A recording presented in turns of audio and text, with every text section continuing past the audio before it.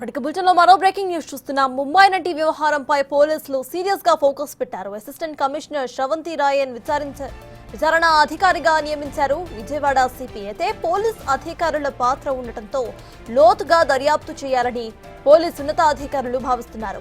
ఈ కేసులో 4 పోలీసు ఉన్నతాధికారుల పాత్ర ఉన్నట్టుగా సమాచారం. ఐజీ, డీఐజీ, ఏఎస్పీ, డీఎస్పీ స్థాయి అధికారులపై ఆరోపణలు ఉన్నట్టు తెలుస్తోంది.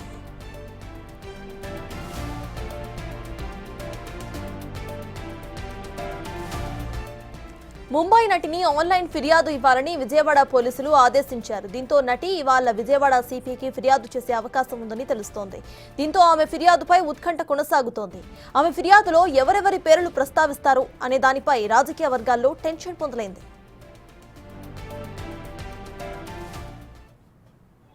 అందులో allegations are serious in nature.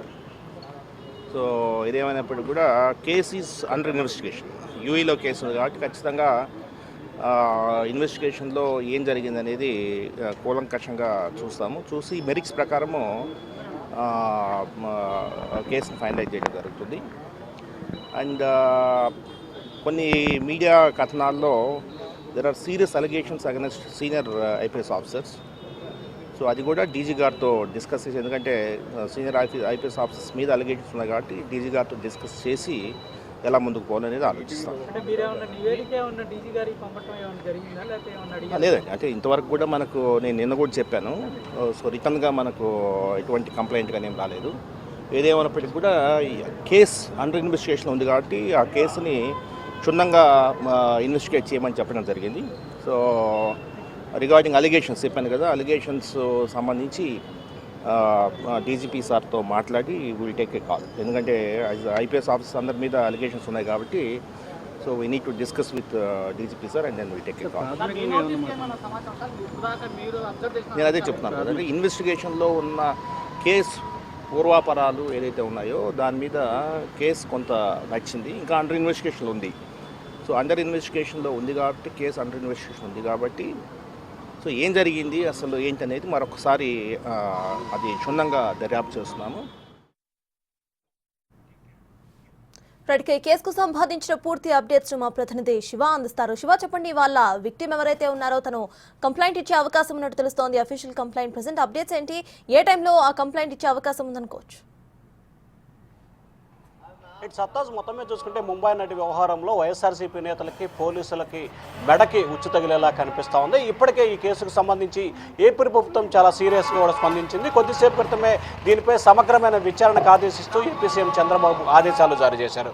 Chandrababu ఆదేశాలు జారీ చేసిన కొద్ది నిమిషాల్లోనే విజయవాడ పోలీస్ కమిషనర్ ఈ సంబంధించి ఏదైతే ఈ ఘటనకు సంబంధించి 2 ఐపీఎస్ అధికారుల పాత్ర ఉందనే సమాచారంతో పాటు కొంతమంది పోలీస్ అధికారుల పాత్ర ఉన్న నేపథ్యంలో కూడా విజయవాడ సిసిఎస్ ఏసీపీకి సంబరత్ రాయ్ని ఈ కేసుకి విచారణ అధికారిగా నియమిస్తూ సిపి కొద్దిసేపు క్రితమే ఉత్తర్వులు జారీ చేశారు. ఇక ఈ కేసుకు సంబంధించి కూడా ప్రధానంగా చూసుకుంటే గత ప్రభుత్వానికి సలహాదారుడుగా వ్యవహరించిన కీలకమైన నేత వ్యక్తి కనుసన్నల్లోనే ఇదంతా జరిగిందని కూడా పోలీసులు ప్రాథమికంగా విచారణ చేయడం జరిగింది. అప్పటి police commissioner Kanthi Rana, assistant commissioner of police Vishal Gundi, అలాగే అప్పటికి సంబంధించిన అదనపు ఎస్పీ రమణమూర్తి, అప్పటి డిఎస్పీ హనుమంతరావు నేతృత్వంలో కూడా ఈ ఘటన అంతా జరిగినట్లు కూడా పోలీసులు ప్రాథమికంగా ఒక విచారణ చేయడం జరిగింది. మరొక వైపు ఈ కేసుకు సంబంధించి కూడా పలు రకాల ఆసక్తికరమైన అంశాలు మాత్రం వెలుగులోకి వస్తున్న పరిస్థితి కనిపించింది. గత 4 రోజుల కాలంగా ఈ కేసుకు సంబంధించి రోజుకొక కొత్త కోణం బయటకు వస్తున్న పరిస్థితి కూడా స్పష్టంగా కనిపిస్తూ ఉంది. ఏదైతే 2023లో ఈ కేసు జరిగిన దానికి సంబంధించి మనం ఒకసారి కనుక పరిశీలన చేసినట్లయితే ఏదైతే ఈ కేసుకు సంబంధించి ఏదైతే తనని ప్రేమించి మోసం చేశాడని చెప్పి కూడా జిందాల్ కుటుంబ సభ్యులపై ఫిర్యాదు చేసింది నటి. అయితే ఈ ఫిర్యాదుకు సంబంధించి కూడా ఆమె ఎప్పుడైతే 16 డిసెంబర్న ఆమె ఫిర్యాదు చేసింది, ఆ తర్వాత 29 డిసెంబర్న ఏదైతే ఈ అంశానికి సంబంధించి ఎవరైతే ఆరోపణలు ఎదుర్కొంటున్నారో ఆ జిందాల్ సజ్జన్ అనే వ్యక్తి అప్పటి ముఖ్యమంత్రి ఇప్పటి ప్రతిపక్ష నేత జగన్మోహన్ రెడ్డి వచ్చి కలవటం జరిగింది. ఆ తర్వాత 29 డిసెంబర్లో 24 ఫిబ్రవరిలో అంటే ఈ సంవత్సరం 2024 ఫిబ్రవరిలో ఆమెపై పోలీసు అధికారులు కేసు నమోదు చేశారు, చీటింగు మోసానికి పాల్పడ్డట్టు కూడా.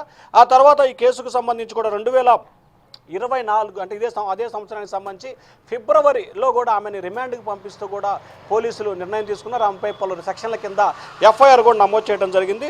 2024 మార్చి 15న ఆమెకి బెయిల్ మంజూరు చేసిన పరిస్థితి కూడా కనిపించింది.